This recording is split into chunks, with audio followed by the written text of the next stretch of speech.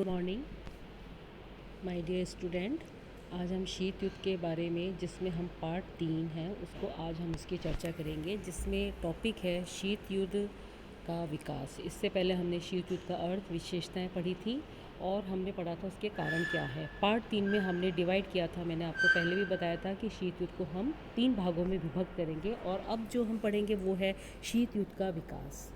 क्योंकि इंटरनेशनल जो रिलेशंस हैं उसमें जो कोल्ड वार है या जो शीत युद्ध है उसका बहुत बड़ा कंट्रीब्यूशन है, क्योंकि उसके बाद ही 2 महाशक्तियाँ उभर कर आई थी और उन्हीं से ही पूरा अंतर्राष्ट्रीय राजनीति शक्ति को परिभाषित किया गया है। शीत युद्ध का जो विकास है वो धीरे धीरे हुआ है और इसके जो लक्षण हैं वो 1917 में ही प्रकट होने लगे, जो दूसरे विश्व युद्ध के बाद स्पष्ट तौर पर उभर कर सामने रंगमंच पर आए। इसको बढ़ावा देने में दोनों शक्तियों के बीच व्याप्त परस्पर भय, अविश्वास की भावना ने बड़ा योगदान दिया और दोनों महाशक्तियों द्वारा एक दूसरे के विरुद्ध चली गई। ठीक है, और अंत में दोनों जो महाशक्तियां हैं खुलकर एक दूसरे की आलोचना करने लगी और एक अशांति का वातावरण चारों तरफ व्याप्त हो गया। और इसके क्रम को, जो शीत युद्ध है उसके विकास के क्रम को हम निम्न चरणों के माध्यम से जान सकते हैं, जिसके हमने 6 चरण की बात करी है। और इस चित्र के माध्यम से जिसमें यूएसए, यूएसएसआर और इन दोनों के फ्लैग को बताया गया और इसमें शीत युद्ध को दर्शाया गया है। आगे बढ़ें हम। ठीक है, अब आप इसको आगे देखेंगे कि शीत युद्ध के विकास के चरण क्या हैं। तो जो पहला चरण था वो है 1946 से 1949। 1946 से 1949। दूसरा चरण 1949 से 1953।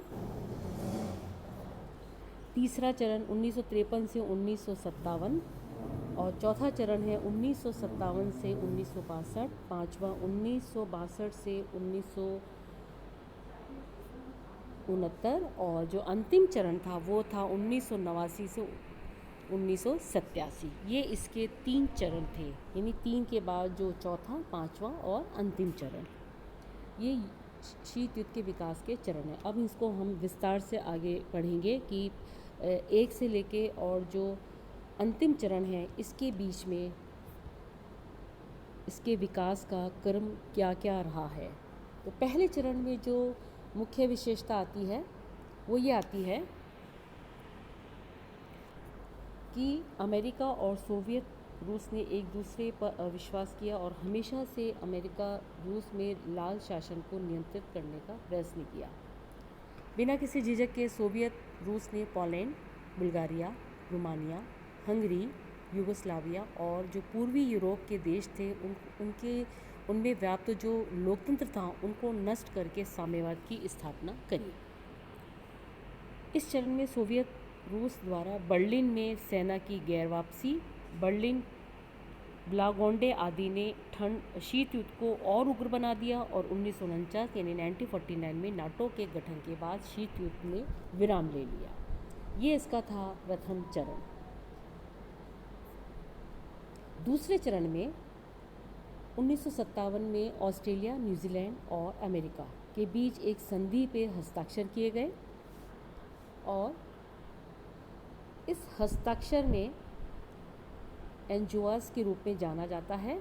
अमेरिका ने 8 सितंबर 1951 को जापान के साथ एक संधि में भी हस्ताक्षर किए। उस समय रूस और चीन से सेना लेकर उत्तर कोरिया ने दक्षिण कोरिया के खिलाफ युद्ध की घोषणा करी। मतलब कहने का ये अर्थ है कि शीत युद्ध में बराबर से रूस और अमेरिका ने एक दूसरे के विरुद्ध में विभिन्न प्रकार की संधियां करती रहे। पूंजीवाद और साम्यवाद, 2 जो विचारधाराएं थी, इसमें पूरा विश्व बंटता चला जा रहा था। इसके बाद यूएनओ की मदद से अमेरिका ने दक्षिण कोरिया को सैन्य सहायता भेजी। हालांकि उत्तर कोरिया और दक्षिण कोरिया दोनों ने 1953 में शांति संधि पर हस्ताक्षर किए और युद्ध समाप्त कर दिया। सोवियत साम्यवाद के प्रभाव को कम करने के लिए अमेरिका ने साम्यवाद के खिलाफ प्रचार में बड़ी मात्रा में काफ़ी डॉलर खर्च कर दिए। तो दूसरी ओर सोवियत रूस ने पलटकर परमाणु बम का परीक्षण करके अमेरिका के साथ बराबरी का प्रयास किया। तो इस तरह से जो दूसरा चरण था उसमें शीत युद्ध अपनी चरम सीमा पे था और एक दोनों देशों ने एक दूसरे के खिलाफ संधियाँ स्थापित करी। तीसरा चरण जो आता है वो 1953 से 1957 के मध्य है। अब अमेरिका ने सोवियत रूस के प्रभाव को कम करने के लिए 1954 में सीटों का गठन किया और इसमें अमेरिका ने पूर्व में मेडोका का गठन किया। थोड़े समय के भीतर अमेरिका ने 43 कंट्रीज़ को जो मिलिट्री हेल्प है यानी सैन्य सहायता दी और सोवियत रूस के चारों ओर 3000 यानी 3300 सैनिक अड्डे बना डाले। उस समय 1955 में वियतनाम युद्ध शुरू हो गया और अमेरिकी शक्ति को कम करने के लिए रूस ने 1955 में वर्सा पैक्ट पर हस्ताक्षर भी कर दिए।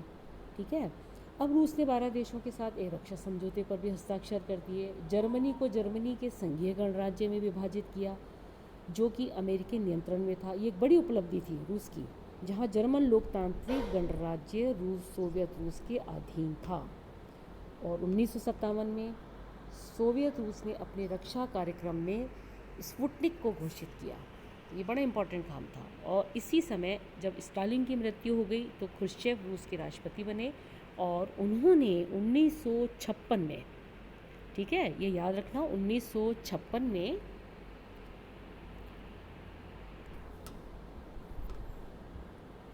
स्वेज संकट को लेकर अमेरिकी और रूस के बीच एक समझौता किया और अमेरिकी, इंग्लैंड और फ्रांस उसके जो सहयोगी थे उसकी मदद के लिए सहमत नहीं हुए। वास्तव में जो वेस्ट एशिया को एक बड़े खतरे से बचाया गया था।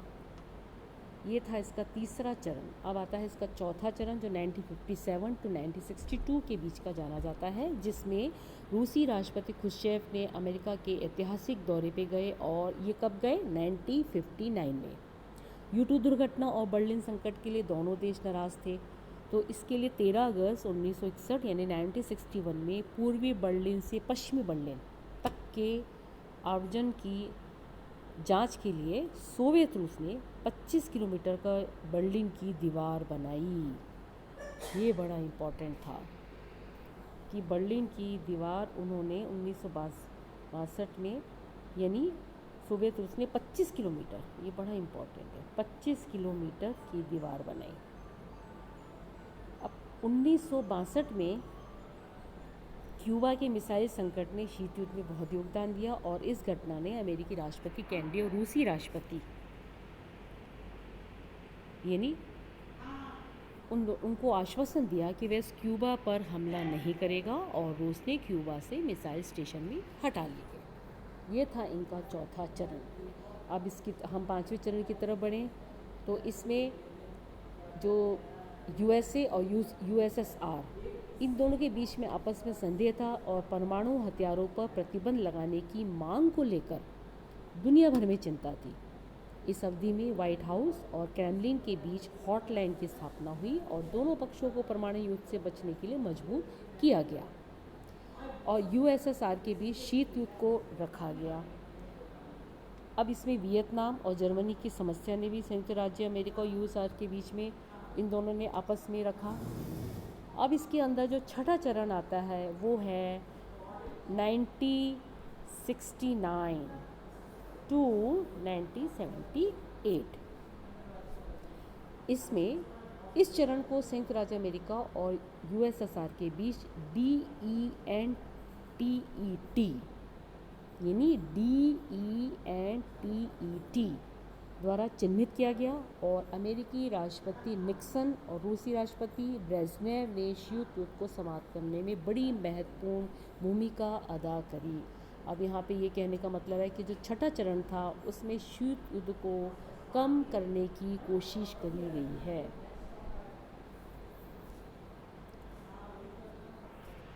उन्नीस सौ 1972 का सॉल्ट, हेलसिंकी में 1975 का सुरक्षा सम्मेलन और 1978 का बेलग्रेड सम्मेलन का शिखर सम्मेलन अमेरिका और रूस को करीब लाया। 71 में ही अमेरिकी विदेश सचिव हेनरी किसिंजर चीन के लिए एक गुप्त यात्रा का भुगतान किया गया और चीन के साथ मिलाप की संभावनाओं का पता लगाने के लिए किया गया। डियोगो गार्सिया को एक सैन्य अड्डे में बदलने के लिए अमेरिकी कदम मुख्य रूप से हिंद महासागर में सोवियत उपस्थिति की जांच के लिए बनाया गया। ये था इसका छठा चरण। अंतिम चरण जो है वो है 1979 टू 1987। ये भी बड़ा महत्वपूर्ण है क्योंकि इस चरण में कई बदलाव देखे गए और इतिहासकार इस चरण को न्यू कोल्ड वार कहते हैं, क्योंकि 1979 में अमेरिकी राष्ट्रपति कार्टर और रूसी राष्ट्रपति ब्रेज़नेव ने सॉल्ट सेकंड पर हस्ताक्षर कर दिए। लेकिन 1979 में अफ़गानिस्तान में अचानक विकास से शीत युद्ध को कम करने की संभावनाएं और पैदा हो गई। ये भी इसका बड़ा वो था। वियतनाम 1975, अंगोला 1976, इथोपिया 1972 और अफ़गानिस्तान 1989 के मुद्दों ने रूस को सफलता दिलाई, जो अमेरिकी के लिए असहनीय था। अमेरिकी राष्ट्रपति कार्टर के मानवाधिकार और मुक्त कूटनीति की रूस द्वारा खूब आलोचनाएं की गई। अमेरिकी सीनेट द्वारा सॉल्ट सेकंड की पुष्टि नहीं की गई और 1980 में अमेरिका ने मॉस्को में आयोजित ओलंपिक से को बहिष्कार कर दिया। और इसी समय 1983 में रूस ने अमेरिका के साथ मिसाइल पर एक बात वापस ले ली और 84 में रूस ने लॉस एंजल्स में आयोजित ओलंपिक खेल का बहिष्कार किया। अमेरिकी राष्ट्रपति रोनाल्ड रेगन के स्टार वार ने रूस को नाराज कर दिया और इस तरह से अमेरिका और रूस के बीच न्यू कोल्ड वार 1987 तक जारी रहा। ये था इसका अंतिम चरण। अब जब इसका विकास की बात करते हैं तो अब शीत युद्ध का परिणाम क्या रहा, ये बच्चों बहुत इम्पॉर्टेंट महत्वपूर्ण है। जब हम कोई क्वेश्चन आएगा तो शीत युद्ध कारण विकास, तो उसके हमको परिणामों के लिए भी जाना पड़ेगा। इसके जो परिणाम थे दूरगामी थे। सबसे पहले तो उसने एक भय मनोविकृति को जन्म दिया, जिसके परिणाम स्वरूप अधिक परिष्कृत आयुध निर्माण के लिए पागल दौड़ हुई। नाटो, वर्सा पैक्ट, सीटो, एनजीओस आदि जैसे विभिन्न गठबंधनों को गठन केवल विश्व तनाव बढ़ाने के लिए किया गया। सेकंड नंबर पे आता है शीत युद्ध ने संयुक्त संघ को अप्रभावी बना दिया। फिर आता है शीत युद्ध के कारण एक तीसरी दुनिया बनाई गई। बड़ी संख्या में अफ्रीका, एशिया, लैटिन अमेरिका के राष्ट्रों ने दो महाशक्तियों के सैन्य गठजोड़ से दूर रहने का फैसला किया। चौथा, शीत युद्ध मानव जाति के खिलाफ डिज़ाइन किया गया। युद्ध उत्पादन में अनावश्यक व्यय ने दुनिया की प्रगति के खिलाफ एक बाधा पैदा की और एक देश को प्रतिकूल रूप से प्रभावित किया। पांचवा सिद्धांत, इसने पूरे विश्व के रूप एक परिवार शीत युद्ध के कारण हताशा की चट्टान पर बिखर गया। पूरा विश्व और दुनिया को दो समूहों में विभाजित कर दिया और शीत युद्ध ने विभिन्न देशों के बीच अविश्वास का माहौल बनाया और अंत में शीत युद्ध ने विश्व शांति को भी परेशान किया।